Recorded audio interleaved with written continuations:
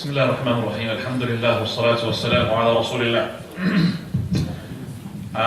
From now on, inshallah, the class will be after Isha, regardless of whether the time of the Isha will be 8 o'clock or it's going to be earlier, and I believe it's going to be 7:30 later on. So it's going to be until the time changes, that is in about 7 months' time. It's going to be, inshallah, after Isha, if Allah subhanahu wa ta'ala gives us the life. So it will be after Isha, straight away after Isha. So Isha, if it comes 7:30, it will be 7:45 and so on and so forth. So Isha, I think for next week, is going to be 8 o'clock, isn't it? Whether it is this or that, anyway, it's after Isha. Inshallah. So after Isha, alright? Jazakallah khair. Right, so we start straight away with chapter 33. And this is the chapter that we're supposed to start with last week, but we made a revision, alhamdulillah. So 33 is the tawakkul. This is the chapter. So the chapter starts with the verse. And remember what we have said at the beginning when we started explaining this book. We said that the Imam Muhammad Wahhab, he made this book just like the Imam al-Bukhari. He made his book. He did not start with an introduction. No, he starts the book, the chapter title with a verse or with a hadith on the sayings of the scholars, just like the Imam al-Bukhari in his Sahih. So, At-Tawakkul, chapter 33. Now, 20th Muharram 1439. Just the brothers who take the echoes, please, for the brother. No. Chapter 33. The saying of Allah the Exalted, وَعَلَى اللَّهِ فَتَوَكَّلُوا إِن كُنتُم مُؤْمِنِينَ. Translation of the meaning of the verse in Surah Ma'idah, verse 23. Put your trust in Allah if you are believers indeed. Right, this is the chapter, as we said, is to do with the tawakkul. And basically, the Imam Muhammad Wahhab, he had made this chapter to be following the chapter that we talked about, which is the fear of Allah subhanahu wa ta'ala. That if the person makes Allah, single Allah in his tawakkul, then he will depend upon him in all of that he attends to gain, and also whatever he hates, it will be removed, and he will not depend upon anybody else. So basically he is saying that tawakkul is a must. It is a faridah, and you should make it sincere to Allah, because He is the one that there will be nothing except through Him it will take place. So, and it is not actually from the best of the ibadat, and only the true believers will achieve the tawakkul. So the true believers that we have discussed in a previous chapter, the 70,000 would enter paradise without reckoning, without punishment. And those are the ones who put their trust properly in Allah. It says 70,000 will enter paradise without reckoning, without punishment, from the right gate, shortcut to paradise. The ones who do not make istirqa, that is seeking the ruqyah. And we said the correct opinion of the scholars regarding this, seeking the ruqyah, meaning seeking the ruqyah which is permissible, not the ruqyah which is impermissible. Seeking the ruqyah which is permissible, it is allowed, but it's going to take you out from the proper tawakkul. And we also said it does not go against seeking medicine, medication from the doctors. But the ruqyah, when you seek ruqyah from someone, and when he recites the ruqyah upon you, you go always hook yourself onto the person. Because you hook yourself onto the person, that will scratch your absolute or ultimate tawakkul. Also, the person himself is giving the ruqyah. You might think that it is him, and through him is the power of remedy. And then it says the ones who do not cauterize, and the cauterization is allowed, but it's the last medicine. And the ones who do not believe in omens, and believing in omens is not allowed, but believing in omens is also, it scratches the tawakkul. Then at the end of that hadith it says, وَعَلَىٰ رَبِّهِمْ يَتَوَكَّلُونَ, and they depend and rely upon fully on Allah subhanahu wa ta'ala. Make tawakkul. So, Allah Azza wa Jalla in His Quran, He had emphasized the importance of the tawakkul, and He commanded the tawakkul. to make tawakkul.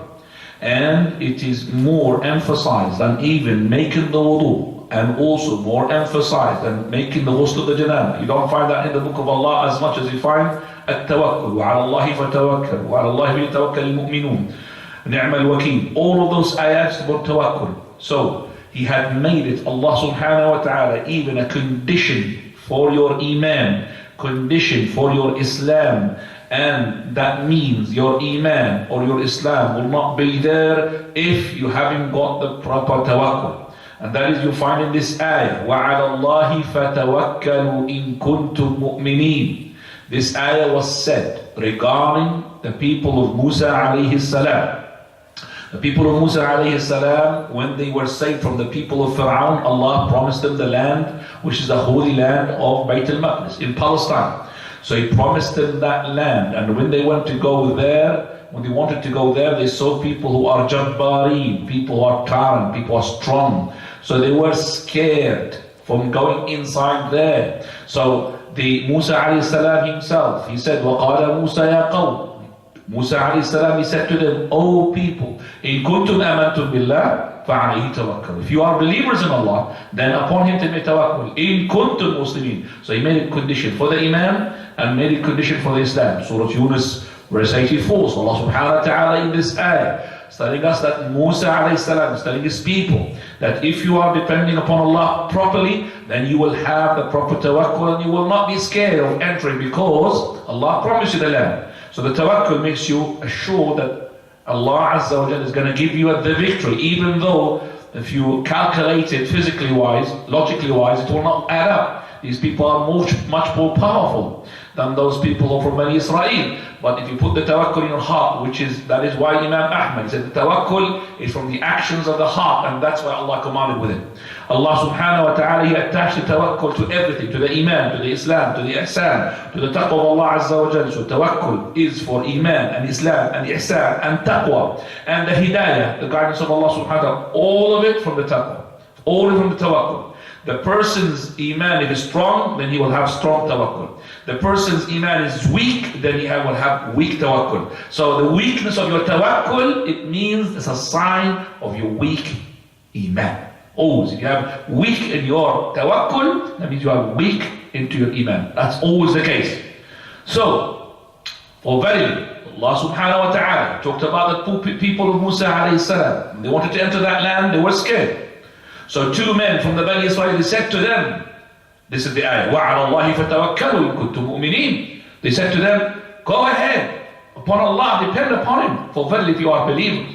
So also we find the Prophet ﷺ said, لَوْ أَنَّكُمْ تَوَكَّلْتُمْ عَلَى اللَّهِ حَقَّ التَّوَكُّلِ. If you had depended upon Allah, the real dependence, the real tawakkul, قال لرزقكم, He would have provided you كما يرزق الطير, just like the way He provides the birds. تغدو خماصا, that is, it will go empty in the morning, empty belly. وتروح بطانا, and it comes back filled up. Just make tawakkul upon Allah. So this bird, what did he do? What did he do? Basically, he had flew, but he wasn't promised job in one of those big stores. Come here, we'll give you some money or give you some food. He just made the tawakkul. He's made just to fly. So when he flew in the morning, he's empty in his stomach. He's got no food for himself or his chicks. And as soon as he comes back with provision, with some food. And that is the tawakkul. So the tawakkul, we're going to be saying the tawakkul, the proper tawakkul, it has to fulfill two things. That is number one, that is the proper tawakkul upon Allah. And number two, that is to take the things that would lead to what you want to do. So you take it from the asbab, the means. So you cannot say that I'm making tawakkul and I want to have a child without getting married. How can you have a child without getting married? You're not going to have tawakkul. This is not tawakkul. First of all, get married and then have tawakkul upon Allah. But you can't just, expect Allah provide He's going to be with a son without making what? Your effort to go and get married. And don't expect yourself to be like Maryam alayhi salam, for example, that Allah Azza wa Jalla is going to blew in your belly like that. So Allah will blew into me a son. No, it's not going to be like this. So this is a miracle happened to the prophets, and no miracles now is going to take place because the prophets are not there. You're going to have karamat. Karamat is not like this. So you're not going to have a baby unless you are married. So make your marriage and put your tawakkul upon Allah, and Allah will provide. So, Imam Ahmad, he said the tawakkul is from the actions of the heart, and that's a very great thing. So now we know that the meaning of the verse, that the people of Musa alayhi salam, they were hesitant to go inside that land because it's full of tyrant people, big people. They were scared. So Allah subhanahu wa ta'ala is saying to them through the sayings of Musa, through the sayings of the believers among the Banu Israel, that is, don't go back onto your heels and have proper tawakkul, that don't be afraid of them. Go there with your sidq tawakkul, and you are sure that you're going to gain the victory, because Allah promised you that in kuntum mu'mineen. That is why the tawakkul is so important and is so linked to all the ibadah that we have mentioned. Right, so tawakkul has two things you have to, number one, the means, number two, to put your trust upon Allah. So if you don't really put your trust in Allah, you're making shirk. And you put your trust in Allah, but you don't take the means, you are actually against the hikmah of Allah. Allah put the hikmah. So the Prophet ﷺ, when he went to the battle of Uhud, he went with full armor gear. So he had put himself too close on top of him in order to sort of his armor on top of him. I mean, like to protection, double protection. So the Prophet ﷺ made sure that he will take the means in which that he will be safe, even though he promised the victory. Prophet of Allah, when he went to meet the migration, Prophet ﷺ, he went to go and ask a khirri, meaning a person who knows the way through and the way path. So he went to ask him, to lead him. He did not say, okay, I'll make tawakkul and then just go and walk in the desert and then it will lead me to the Medina. It will not work. So you take your precaution, you take all your means, and then you make tawakkul upon Allah subhanahu wa ta'ala. It was mentioned that Umar Khattab radiallahu anhu, when he had some people coming from Yemen, and they were coming to do a Hajj, so they came without food. So he said to them, what are you doing? He said, well, we're making tawakkul upon Allah. He said, well, this is not tawakkul upon Allah. This is called tawakkul. Tawakkul means that you are actually accusing the hikmah of Allah subhanahu wa ta'ala, hikmah of Allah azza wa jalla, that you اعقلها وتوكل. So when you tie up your camel, then you make tawakkul that the camel will not run away. But you leave your camel loose and you say, tawakkul upon Allah. You leave your car open, tawakkul upon Allah. What are you going to do? The thief is not going to have a lot of effort to go and break into your car and open it. So lock your car, put your alarm, and then make tawakkul upon Allah subhanahu wa ta'ala. فَاعْبُدِ اللَّهِ وَتَوَكَّلِ. At-tawakkul upon Allah subhanahu wa ta'ala is the one which is to do with the ibadah, is to do with the heart actions. If you do any shirk in that, it's a shirk akbar, it's a major shirk. So if you are in your heart believing that somebody can do the same thing as Allah, prevent and harm and benefit and give and prevent, all of that, then you are actually making shirk akbar with Allah subhanahu wa ta'ala, just like those people when they go to the graves and they think and believe Al-Qadiri, Al-Jilani, or Al-Badawi, all of that to help them and to as well benefit them, just like the way Allah subhanahu wa ta'ala benefited them. That's a major shirk. If the person just depended upon his means, just like most of the people these days, and they forget the link with Allah subhanahu wa ta'ala, then the shirk asghar, or shirk, hidden shirk. So some of the people, they believe that, okay, hang on a second, if I don't maximize my effort, okay, then no way I would get, for example, more provision. That's not true. Some people would minimize their effort and get more money. So that Allah subhanahu wa ta'ala is the provider. So one of the days, let's ask the door to be open, please. Are you feeling hot, are you? Huh? No? Say it, please. Speak out. So you just open it. I don't have to say it myself. Right, so if we, for example, look at the question that's been given to me 2 days ago, he said, this person, I want to work on an IT in a company. This company is basically, it facilitates loans to other people. And my job is just to write the programs, that's all. So I said to him, okay, so the company, the main job of it is actually to produce, to facilitate the people to make loan. This loan is riba or not riba? He said, it's riba, that's why I'm asking the question. I said, okay. So any other job for this company? He said, mainly this company does this thing. So I said, this is haram. So then at the moment it's a starter, it's a main job. If I do this, then I will be able to do other jobs later on. So it would be in my CV. I'm not really willing to go and stay there for a long time. So he tried to have an excuse. And that was after the Fajr prayer. I've been hooked with him for about more than 25 minutes or something like this. Every time he asks, and I want to go, he holds me. And he was asking the question. I said, Akhi, put your tawakkul upon Allah. Your trust upon Allah, and that's it.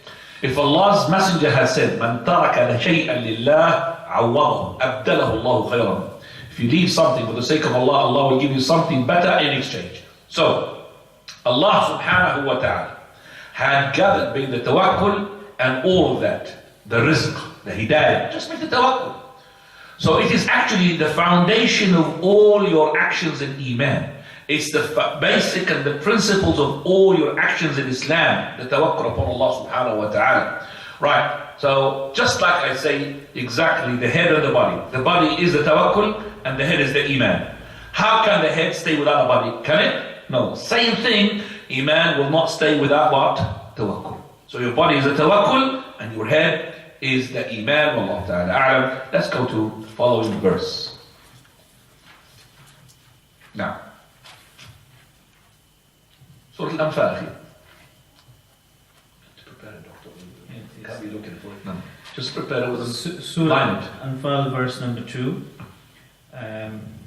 إنما المؤمنون الذين إذا ذكر الله وجلت قلوبهم. Now, translation of the meaning: the believers are only those who, when Allah is mentioned, feel a fear in their hearts. This is Surah Al-Anfal, verse number 2, and I'm going to continue translating or translate the verse itself. Allah says, إِنَّمَا الْمُؤْمِنُونَ الَّذِينَ إِذَا ذُكِرَ اللَّهُ وَجِلَتْ قُلُوبُهُم. Verily, the believers and the true believers, if Allah is mentioned, then their heart will tremor. They will have fear. قال وَإِذَا تُلِيَتْ عَلَيْهِمْ آيَاتُ. And if his verses was recited onto those believers, زَادَتْهُمْ إِيمَانًا. It will increase them in Iman. وَعَلَى رَبِّهِمْ يَتَوَكَّلُونَ. Upon their Lord they make tawakkul. Nobody else. الَّذِينَ يُقِيمُونَ الصَّلَاةَ. The ones who establish the prayer. وَمِمَّا رَزَقْنَاهُمْ يُنْفِقُونَ. And from their provision they give into charity, into sadaqah. أُولَٰئِكَ هُمُ الْمُؤْمِنُونَ حَقًّا. Those are the true believers. لَهُمْ دَرَجَاتٌ عِنْدَ رَبِّهِمْ. They have ranks with their lords. وَمَغْفِرَةٌ. And also they have forgiveness. وَرِزْقٌ كَرِيمٌ. And on top of that they have a halal, proper provision. This is the ayat that is mentioned in Surah Al-Anfal. From ayah number 2 to ayah number 4. The explanation of that, verily, that Allah subhanahu wa ta'ala is talking about the real believers. The ones who are, as soon as Allah is mentioned, that means they're about to do a sin. Allah reminds them, or they have remembered, or somebody reminded them with an ayah, fear Allah, straight away He will stop. He will stop them from making ma'asiyah. He will fear Allah Azza wa Jalla. Just like that person and the 3 people who were locked into the cave. One of them, he was trying to lure a girl, cousin, in order to make, sexual relation with her. So she did not give him, but once she had been in real need. So she couldn't find anybody to lend her, to give her some food. So she went to him. She said, I will not give you until you make me do what, the person who's a husband does to his wife, to be fornicate. So when she had let him to do that, as just in the moment he's about to do it, she said, Ittaqillah, la tafuddal khatama illa bihaq. Fear Allah. Soon as she said that word, don't break the seal except by the word of Allah. That means by marriage. That word had made him to shiver and stop. And in a moment which is almost impossible for the man to stop when he's about to do with his wife. Even with his wife, that moment when he is really into his peak power, he's about to charge, subhanallah, this was his taqillah, that made something into his felt. This is the fear of Allah. And by which he had asked Allah subhanahu wa ta'ala to remove the rock, and the rock had moved slightly, and you know the story, the 3 people were locked in the cave. So, this is the tawakkul upon Allah subhanahu wa ta'ala. This is the fear of Allah. These are the real believers. So, الَّذِينَ قال وَإِذَا تُلِيَتْ عَلَيْهِمْ آيَاتُ. And even if there are verses to be recited upon them, this is to show you sometimes the recitation, not from yourself, from somebody else onto you, it have more effect. Prophet of Allah, he said to Abdullah ibn Mas'ud, recite on me. He said, Messenger of Allah, how can I recite upon you? And upon you it was revealed. He said, I would like to listen to hear from somebody else. So soon he's heard some sort of verses from Surah Al-Nisa. وكيف إذا جئنا بك وكيف إذا جئنا من كل أمة بشهيد وجئنا بك على هؤلاء شهيدا. As soon as he recited this verse, he said, Hasbuk. Stop. Looked at the Prophet ﷺ, and his eyes are well up. They were in tears. Also, the scholars, they said that the Sahaba and the followers and the scholars of Ahlul Sunnah, they use this ayah as a proof. That is, that Iman increases. And if it increases, it decreases. And this is important as well. So the Iman increases and the Iman decreases is onto this ayah and other ayat as well, the same thing. إذا تليت عليهم آيات زادتهم إذا تليت عليهم آيات زادتهم إيمان. So this will increase you into your Iman. أولئك هم المؤمنون حقا. Those are the real believers. لهم درجات عند ربهم ومغفرة ورزق كريم. We're coming now to the third verse. And his saying, Ya ayyuhan nabiyyu hasbukallah. Right, Surah Al-Anfal verse 64. Ya ayyuhan nabi, O Prophet, hasbukallah wa man ittaba'aka min al-mu'minin. And also those who are with you from the believers. Ya ayyuhan nabi is the Prophet ﷺ is being called by Ya ayyuhan nabi. Sometimes they say Ya ayyuhan rasul. And they said, the scholars, when Allah subhanahu wa ta'ala says Ya ayyuhan rasul, he's addressing the ummah through the Prophet ﷺ. When it says Ya ayyuhan nabi, it's actually he is addressing the Prophet himself sallallahu alaihi wasallam. Ya ayyuhan nabi lima tuharrim. O Prophet, why you make unlawful ma ahallallahu lak, what Allah made lawful to you. So it's for the Prophet sallallahu alaihi wasallam. Ya ayyuhan nabi, hasbukallah. Allah will suffice you. And the suffice of Allah is only stemmed from the tawakkul of Allah subhanahu wa ta'ala. For verily it's narrated in authentic hadith, the authority of Anas radiallahu anhu, the Prophet said, how can I be happy when I could see that the whole of the whole is putting the whole piece into his mouth, and he put his forehead on top of that, and he is listening, looking onto the throne. His eyes is like shining planets. He's not blinking. And he's scared that he will be commanded before that. The Muslim, they said, O Prophet of Allah, what should we say? He said, Hasbunallah wa ni'mal wakeel, tawakkalna ala Allahi rabbina. That is, they say, Hasbunallah, Allah will suffice us. Suffice us from the fear. Suffice us from that moment. Wa ni'mal wakeel, and He is the one we put our trust in Him. Tawakkalna ala Allahi rabbina. We have put our trust on our Lord subhanahu wa ta'ala. So, Allah has spoken to the Prophet ﷺ saying, Hasbukallah, Allah would suffice you. And also whoever follows you from the believers. Allah subhanahu wa ta'ala. This is, by the way, the proper interpretation of this verse. Because some of the other scholars, they say, the verse says, O Prophet, Allah will suffice you. And that is also the believers will suffice you, O Prophet, which is not right. It means also another meaning that, O Lord, O Messenger of Allah, Allah will suffice you, and also the believers who follow you will suffice you. But it's not right translation.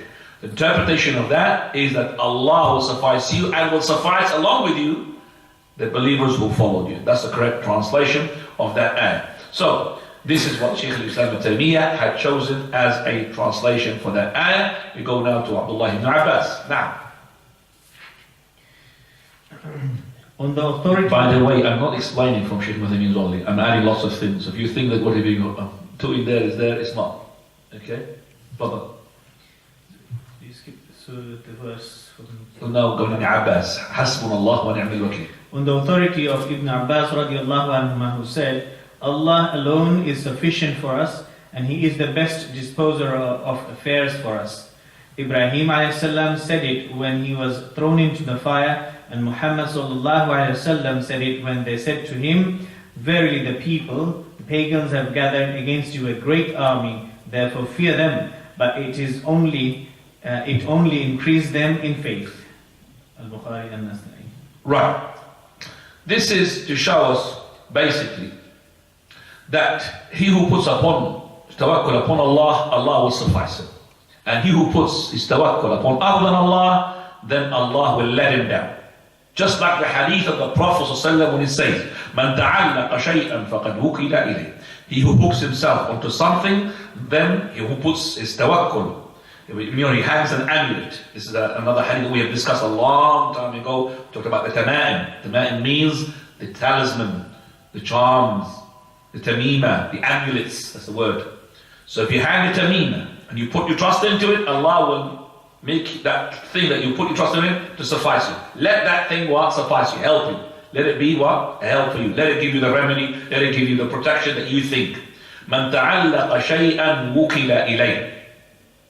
And listen here to what the Salaf used to say, some of them. They used to say, for verily, every action, it has a recompense. It has a return from the same action. And Allah had made the recompense of your tawakkul, which is an action, that is, Allah subhanahu wa ta'ala himself will suffice you. So he did not say, if the person makes tawakkul upon Allah, then he will get such and such rewards. No. It's the same thing. You put tawakkul on Allah, Allah will suffice you. Because you put your tawakkul. You have asked Allah to suffice you, then Allah will suffice you.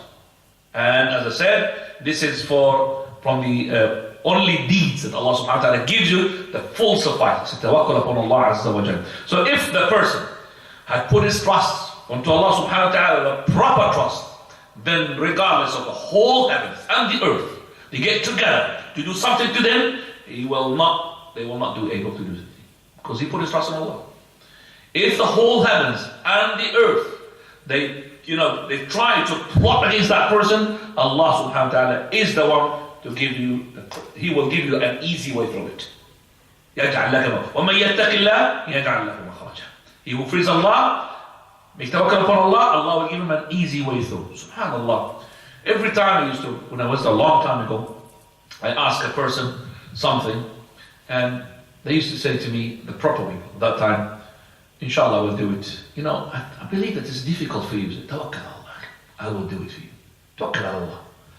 Even though that you think it's difficult, but that person, because he's putting his tawakkul upon Allah, I will achieve whatever you ask me for. Put your tawakkul, inshallah I will do it.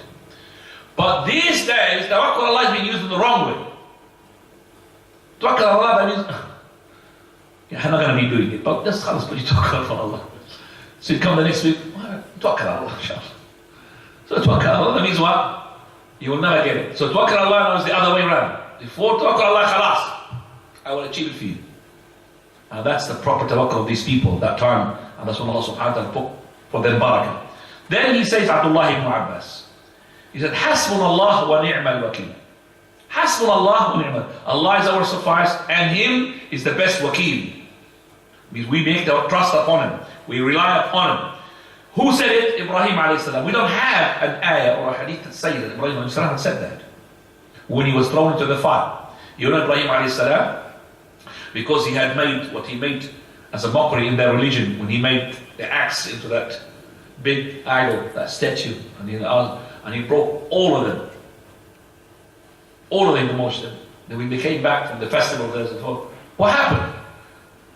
We demolished. So Ibrahim was there, because he said that I'm ill. He said behind him. What happened? He said, well, ask the big one.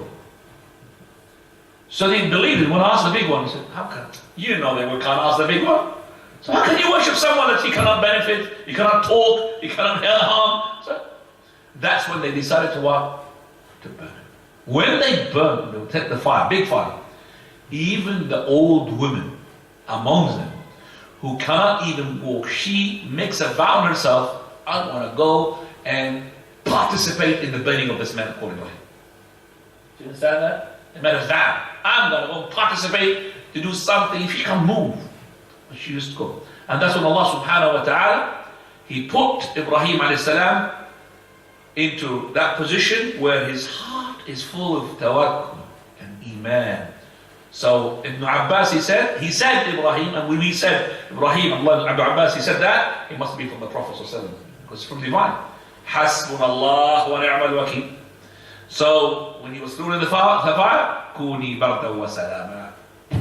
Be cold. Fire, but it's cold. They thought they killed him, but he was, mashallah, AC. Huh? MashaAllah. Nothing happens to him. By the will of Allah. So that knife, Allah created it to what? The knife will make to kill. So if you put that knife and Allah willed for that knife not to be a knife to kill, it will not kill. Khalas. Because Allah willed for it. He put his trust in Allah Azza wa Jalla. That is what Abdullah ibn Abbas had said, and we said that this is from the Prophet sallallahu alaihi wasallam because from the divine. And then he said, Muhammad sallallahu alaihi wasallam said it.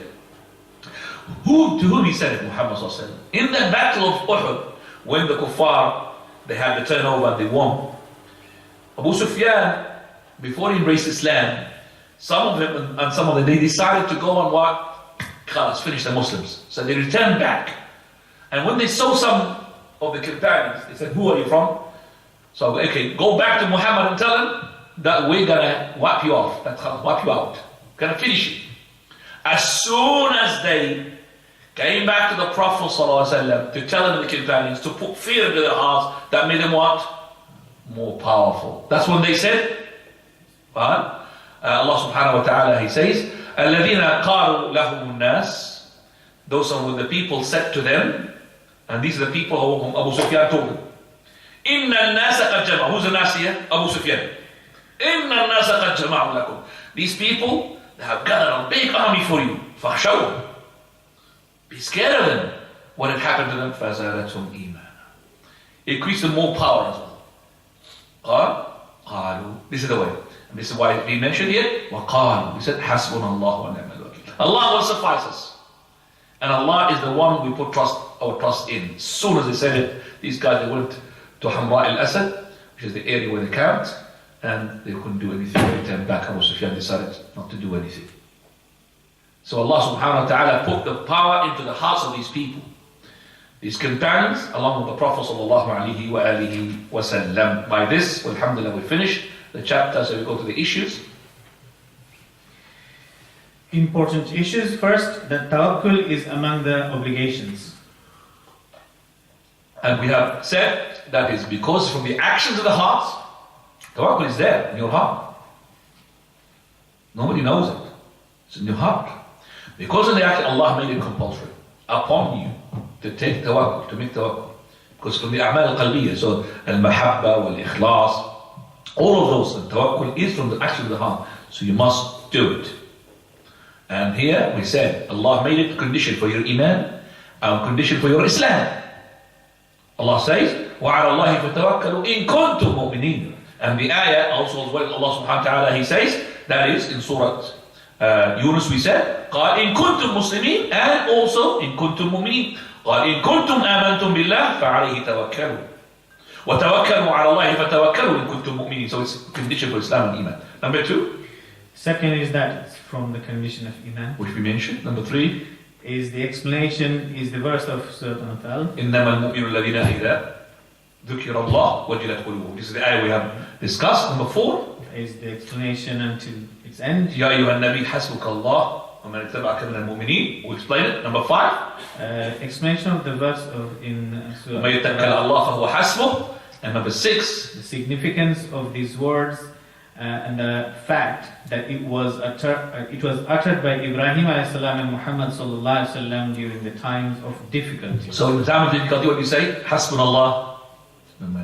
Hasbunallah wa ni'mal wakeel. Hasbunallah. So somebody is something you can't really do anything against it because it's Hasbunallah wa ni'mal. Just say that word and see what Allah subhanahu wa ta'ala will do. But you have to have proper iman in your heart, proper tawakkul. You know, we have wallahi weak tawakkul. Wallah. We believe that if we don't really do the job, Allah will not give us the money. We are really rely upon the dunya, subhanallah. Tawakkul upon Allah Azza wa Jalla. Tawakkul. Proper, and Allah will give you. Inshallah, by this we have finished the chapter 33, and we do go 34 quickly. We're going to finish in about 7-8 minutes, and then we're going to give time for questions. Further. chapter 34, and starts with verse of Surah.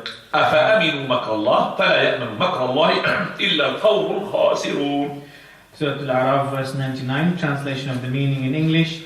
Did they then feel secure against the plan of Allah? None feel secure from the plan of Allah except the people who are lost.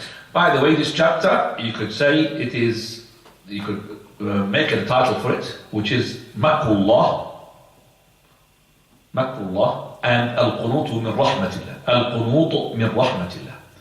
So it takes about two things, which is, that is the person who is making himself secure from the makr. I'm going to be talking about the makr. Read, what did he say? أَفَأَمِنُوا? Did they secure themselves against the what? Plan of Allah. The plan. You better tell me the plan. We're going to translate to you what is the makr now anyway, inshallah. أَفَأَمِنُوا مَكْرَ اللَّهِ. So this is the first one. The second one is to talk about the despair of the mercy of Allah Azza wa Jal. And both of them are to be the opposite. Somebody who's in despair from the mercy of Allah, that means he is firmly that everything is actually, he's doomed, he's going to go to the hellfire. This one, the mercy of Allah. And the other one, he doesn't care. He's doing all the sins and everything, and he thinks, well, Allah's giving me money, and I've got a car, I must be doing very well. And even though he's sinning. So it's the opposite.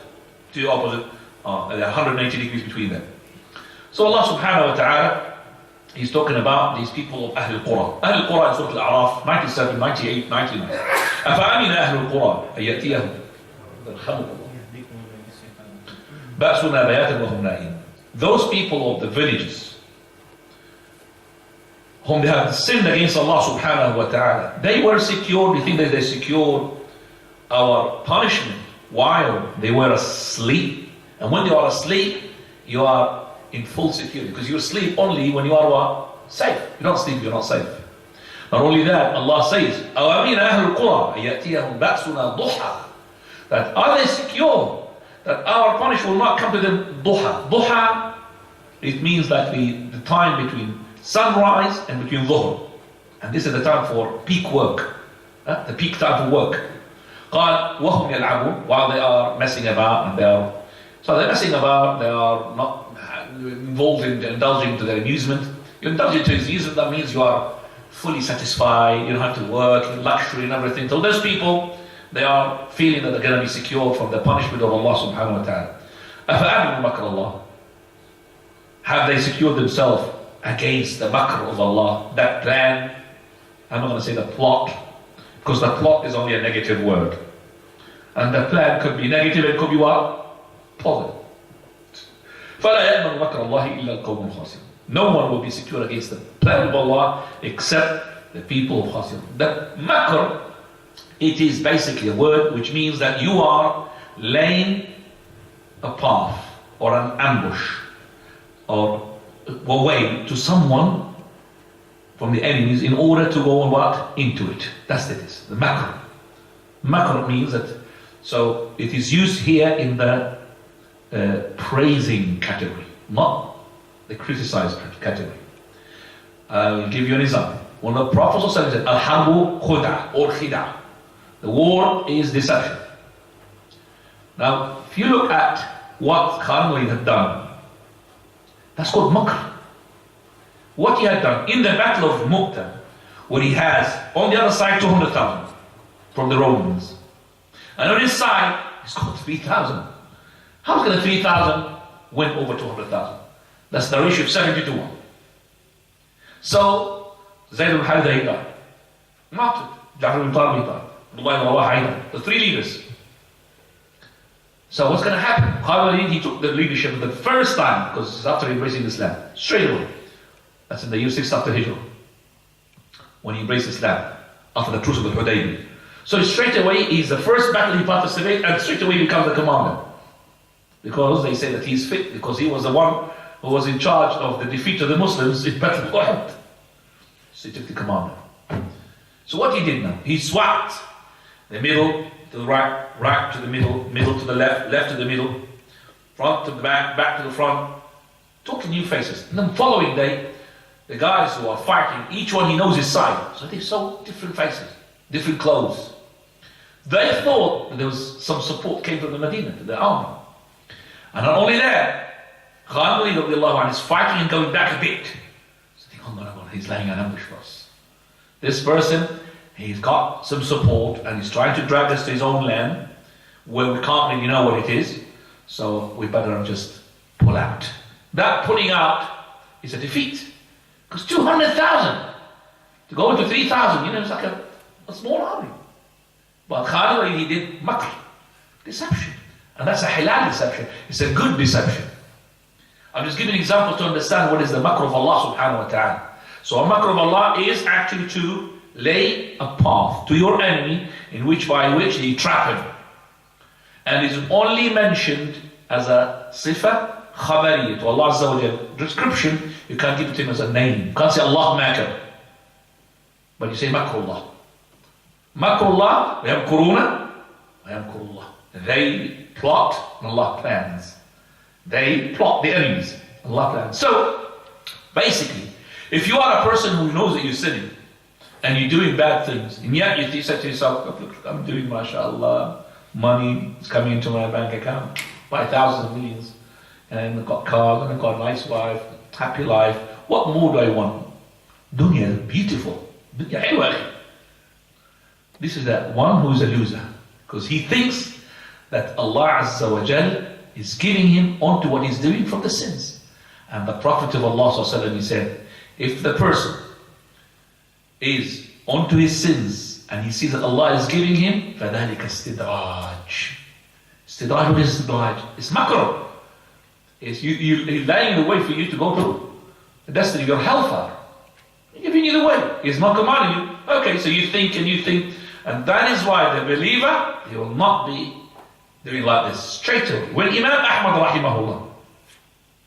rahimahullah, came to him to say to him, oh, I've got a vision for you. What is the vision? I see you in paradise. Another person, oh, I've seen you in paradise.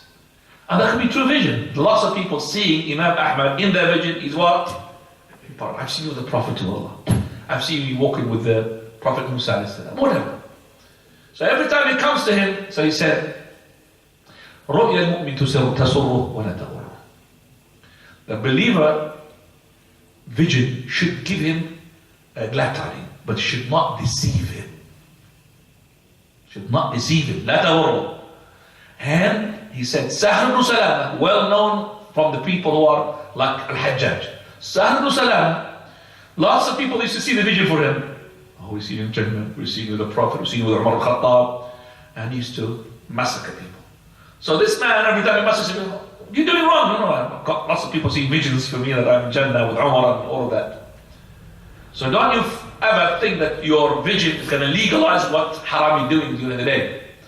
Brother, what are you doing? He said, I saw a vision, I think it's halal. No, you can't. So, basically, is that a laugh or? Clear, inshallah. Allah combined with a cough. طيب.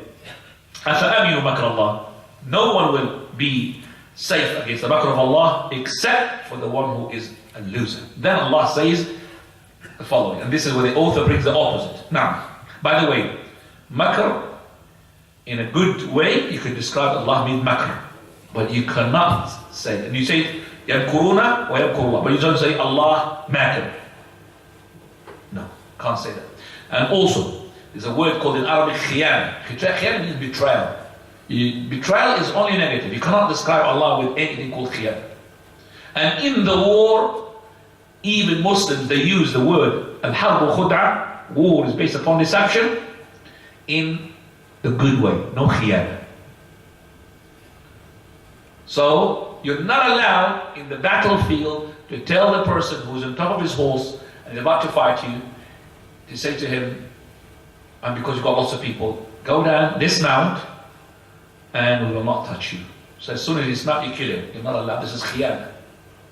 Because you gave him the word, you're not going to touch him. Once you give your word of safety, then you cannot betray him. That's a betrayal.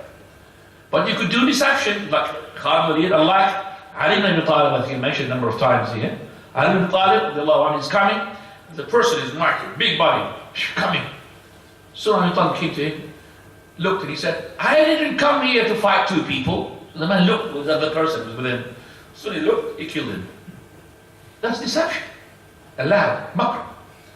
So as soon as he looked, because he thought, I said, I didn't come here to fight two people. So he thought he came with another person to come and help him. He looked with his other person. As soon as he looked, took his eye off. Then when Ali ibn Talib killed, that's allowed. Also to dye the grey hair of your oldie soldiers to make them look young. Dyeing with black, which is not allowed. In that case is what? Allowed. So the deception of also Abu Hamra, one of the companions, he was walking like a lion. Prophet of Allah, he said, Wallahi, this walk is haram except in such places. Yeah, to walk like in front of these enemies of Allah Azza wa Jal. The guy's going to go to the gym and get himself some muscles here. This isn't a war, brother. We are not in a war in the street.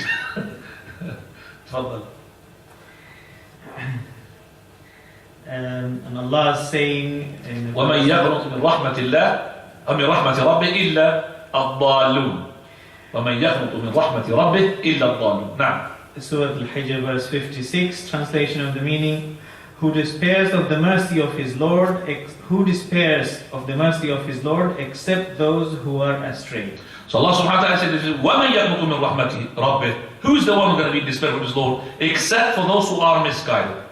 The person, when he is in despair of the mercy of Allah, that means he is at the moment given up hope. Khalas. Hellfire is my destiny. That's what it means. But the mercy of Allah had encompassed everything. So the ones who are misguided, the ones who do not know the facts about Allah subhanahu wa ta'ala, those are the ones who will be the ones who are misguided. Those are the ones who will be in despair for the mercy of Allah subhanahu wa ta'ala. The hadith, which is the Prophet ﷺ have mentioned here, that is our Shaykh Ibn Taymiyyah brings. He says, and by which we could stop here. Chapter is, because a bit I need to explain. Well, let me just finish the chapter. Let me finish the chapter, inshallah. Right. Let me just finish. I said, let me just put humble a second. So the hadith, he says, عَجِبَ رَبُّنَا مِنْ قُرُوطِ عِبَادِهِ. Allah is amazed in the despair of his slaves. And he, do you have that hadith on you? Hadith of Shaykh have it, do you have the hadith of Abdullah? It's not in the text as an explanation. Once you find it, you tell me, inshallah. Right. Allah subhanahu wa ta'ala, when he talked about Ibrahim alayhi salam, when the angels had given him the glad tidings of a boy. So he said, how can you give me a glad tidings when I'm old? And my wife, she's old as well. So they said to him that we are giving you glad tidings with the haqq. So don't be from those who are in despair. And who is the one who's going to be in despair of the mercy of Allah, except for the misguided, except for those who are daloon. So Ibrahim alayhi salam, when he was given the glad tidings of a big son, he couldn't believe it because his wife, she's old and he is old. But the angel said to him, well, we're giving you the word of the haqq. So regardless whether you're old and your wife is old, then don't be from the despair, the one who despair from the mercy of Allah Azza wa Jal. Because you are in despair from mercy of Allah, then you have a bad opinion of the Almighty Azza wa Jal. You have a bad opinion because you are at the moment challenging or you are in doubt of the power and the capability of the Almighty Azza wa Jal. If you know that Allah is capable of doing everything, then you should not be saying that, oh, it's impossible for me to have a son when I'm, for example, I'm old, or because Allah giving you the haqq. So Ibrahim alayhi salam has been given that to Ibrahim alayhi salam and his wife, and even his wife, Sarah, she started laughing. How can she have a baby when she's 90 years old plus? How can she stopped all of that sort of womb and all of that. So Allah subhanahu wa ta'ala, He said, given her the haqq, so she should not be in despair from the mercy of Allah Azza wa Jal. So when you are in doubt of the mercy of Allah, then you are challenging or you're doubting His capability, you're doubting His mercy. And any person who falls into some situation where he's in need of Allah should not be in despair. Return to Allah subhanahu wa ta'ala and ask Him sincerely, and Allah will give you. How many people have done this, and Allah, they have provided them with something they never thought of. So a person got married, he wants babies, he spent so many years. That person I met, he said to me, it's been 15 years. Oh, yesterday, actually, I met him yesterday. I've been 15 years I've been married, I haven't got no children. I said to him, don't be in despair for the mercy of Allah. Have you ever gone to Umrah and asked Allah there? Like my friend, he had 8 years. I think I mentioned the story here. 8 years. He was 35 when he met. It was 8 years, he had no children. Okay, no children. Okay, there's something wrong, of course. He tried his best to the doctors and everything, but he did not do the haram. Then he went to do Umrah. He said, I want to do Umrah. Ask Allah the Almighty. Come back. He's got 8 children. 8 years? No children? He's got 8 children now. Subhanallah. I know the person, wallah. 8 children. One of them, she's going to get married. His daughter, the eldest, is going to get married very soon. Subhanallah.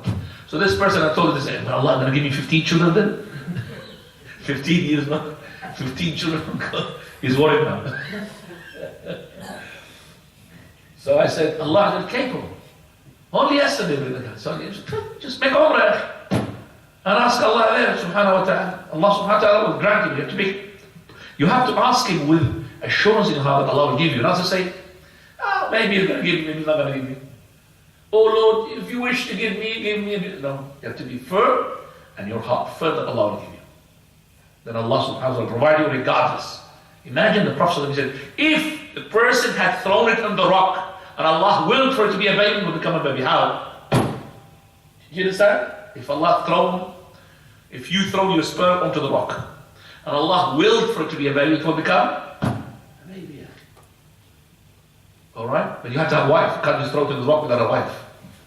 That's not tawakkul. You have to make tawakkul upon Allah subhanahu wa ta'ala. Remember that. You can't just ask Allah a child without a wife. You've got the wife, you've done what Allah told you, and then you wait for the mercy of Allah subhanahu wa ta'ala. Don't be in dismay from the mercy of Allah subhanahu wa ta'ala. You got the hadith? Yeah. Go ahead, read it.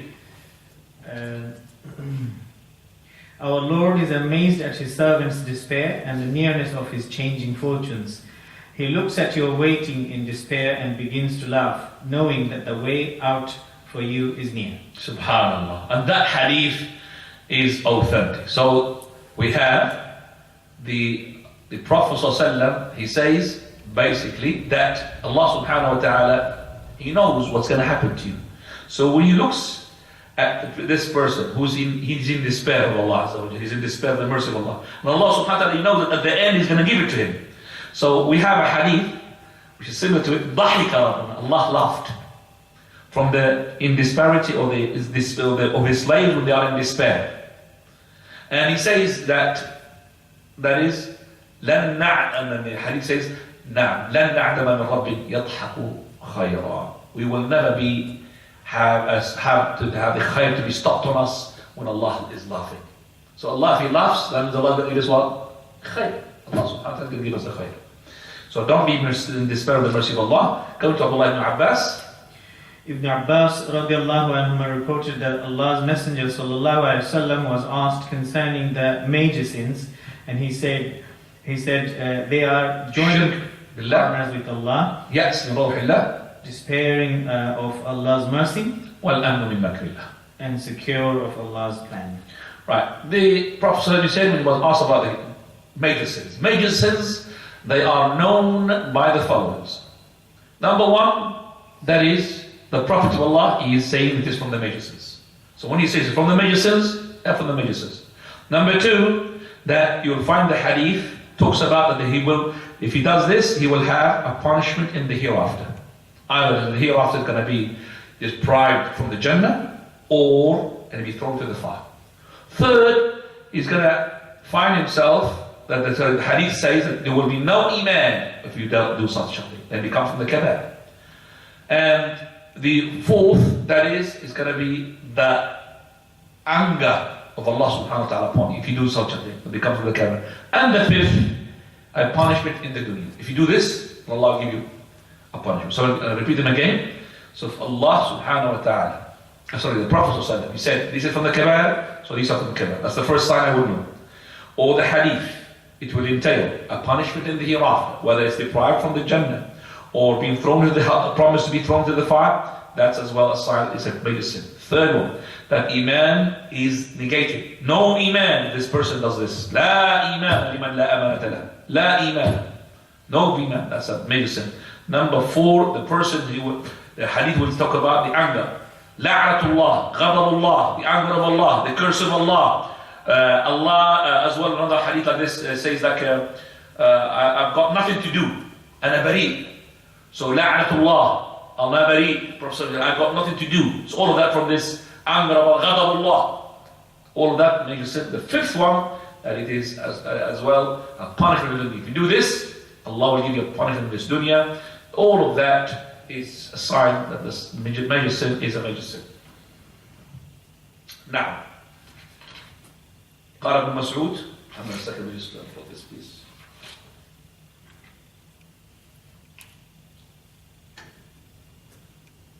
Now, Ibn Mas'ud radiallahu anhu said, the gravest of major sins are joining associates with Allah, feeling secure from Allah's plot, losing hope of Allah's mercy, and foreclosing the removal of His difficulty. Right, so here the same two hadiths, but this one adds, which is al-qunut min rahmatillah. It says al-qunut, it says yes. So you've got al-qunut min rahmatillah, to be in despair from the mercy of Allah, and then al-yas min rawhillah. It's both of them means the same. So both the hadith, it says that these are from the kabair, shirk, and they can shirk with Allah Azza wa Jal, and qunut, and by the way, shirk, whether it's major or minor, is from the kabair. Even the minor is from the kabair, minor shirk. And the qunut, which is the despair of the mercy of Allah, and to be safe from the makr of Allah subhanahu wa ta'ala. The issues have been explained, 1, 2, 3, and 4. I've explained them, alhamdulillah. By this we stop, and I said 10 minutes, and it's been 25 minutes. Right. You have any questions? You have any questions, please? You got no minutes.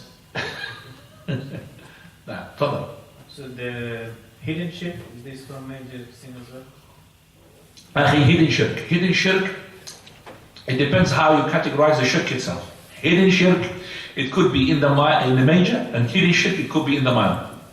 So hidden shirk, it could be in the major. Person making hidden shirk from the major, that means hiding his tawakkul. He's not making tawakkul from Allah. So hidden shirk, but major.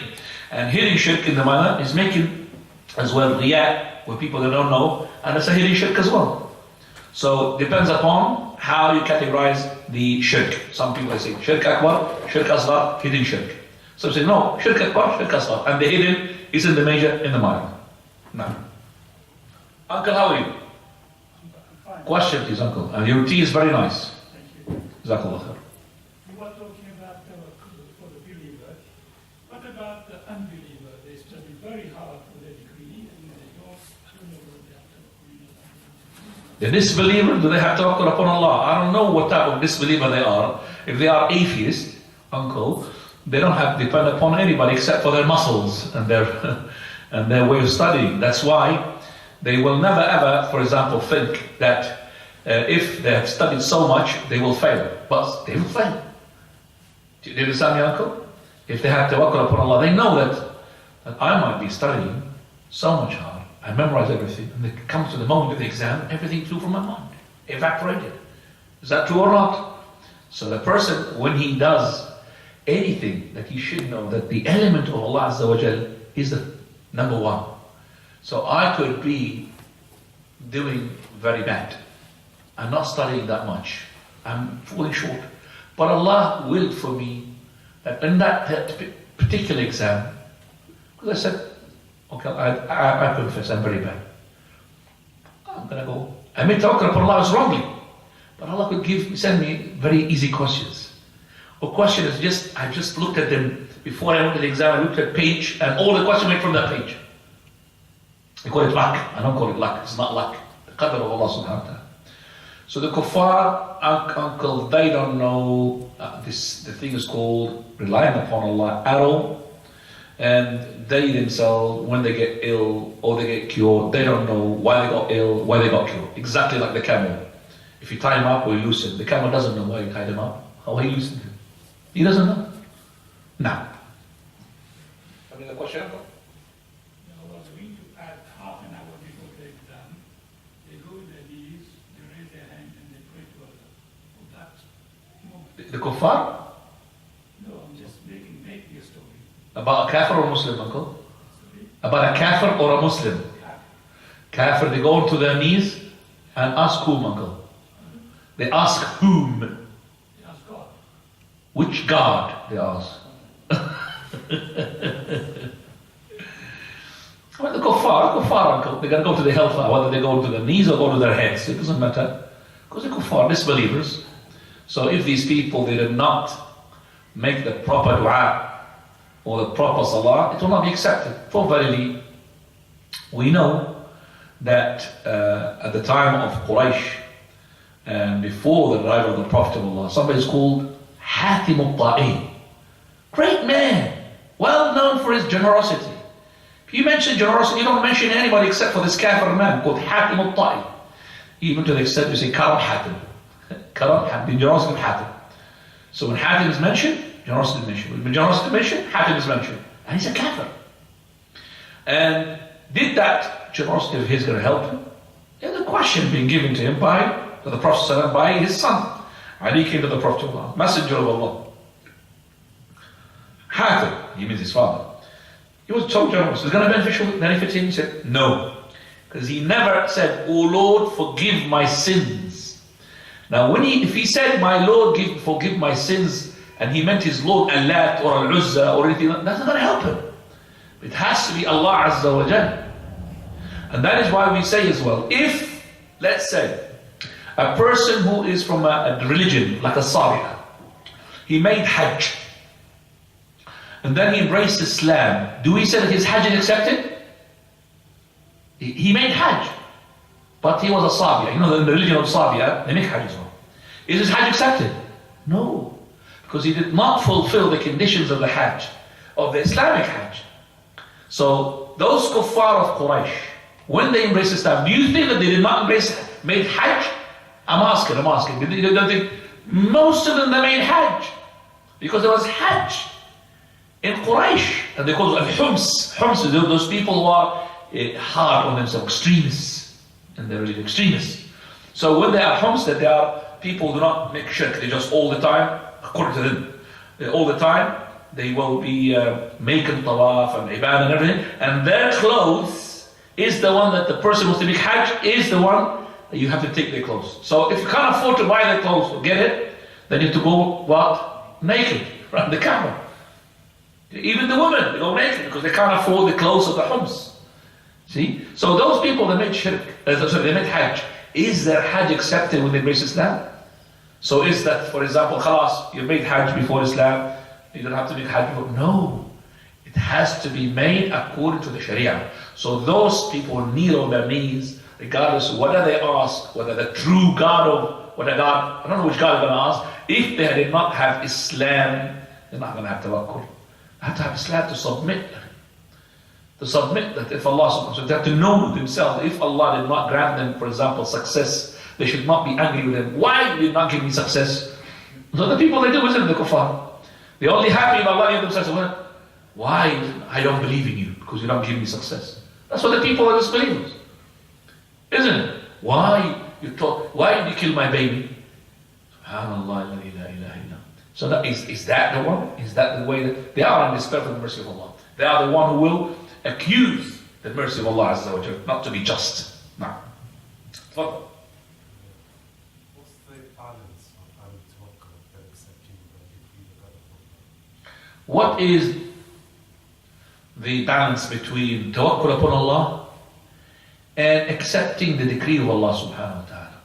Well, when I make tawakkul upon Allah Azza wa Jalla, I have to have an assurance inside myself that regardless of what Allah is going to give me, is going to be making me happy. Always. Because the Prophet said, عَجَبًا لِأَمْرِ الْمُؤْمِنِ. Amazing, remarkable is the case of the believer. إِنَّ أَمْرَهُ كُلَّهُ خَيْرٌ. All his affairs, whether it's good or bad, is to be good. وَلَيْسَ ذَلِكَ لِأَحَدٍ إِلَّا لِلْمُؤْمِنِ. And this is exclusively to the believers. In أَصَابَتْهُ صَرَّةٌ. When things are good, touches him, shakar fakar khayallah. He will express his gratitude. That's how it is. Good thing, gratitude. And there will be good in him. فَإِنْ أَصَابَتُ ضَرَّةٌ. Calamity befallen him, crisis, sabr. He will be patient. And it will be good for him. Because in the patience there's a reward. And I'll tell you what, if that further befallen you because of a ta'ah you have done, Allah will reward you for that. You have a reward for the patience and the reward for the calamity itself. Because you were doing jihad and you were struck with an arrow or a gunpoint or whatever, and you became ill. So that illness becomes a reward as well for you. And your patience is a reward. And also the sin is expiation from the sins. What more do you want?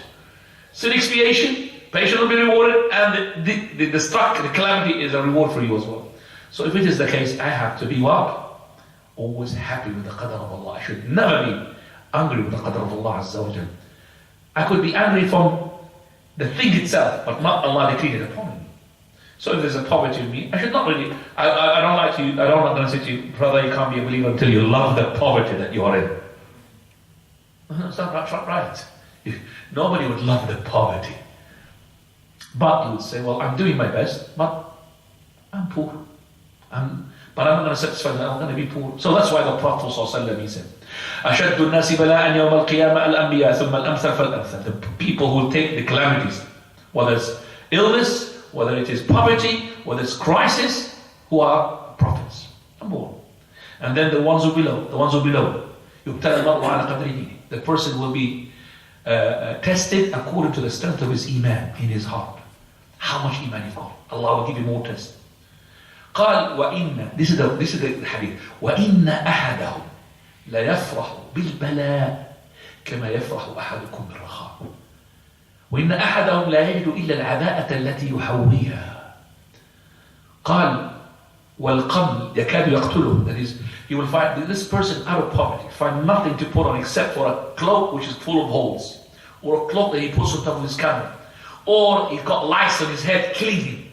Okay, that is the poverty is reached, yet he is so happy with whatever Allah had imposed upon him, decreed for him, just like when you are happy when you receive the news of your success, or you get a gift from somebody, it's a car.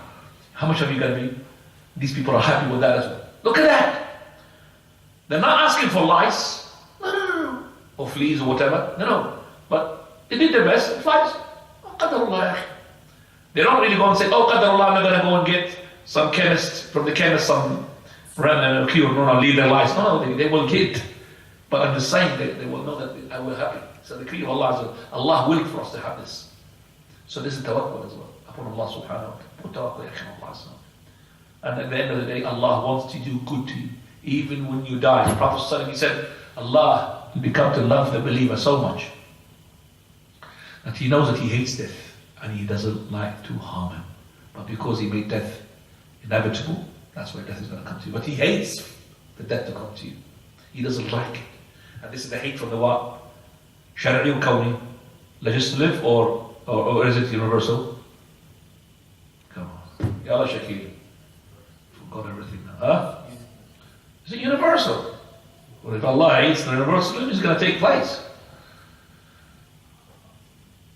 This hate what? This hate is, he hate from legislative. That means legislative. That means Allah likes for the people to believe. But does everybody believe? No.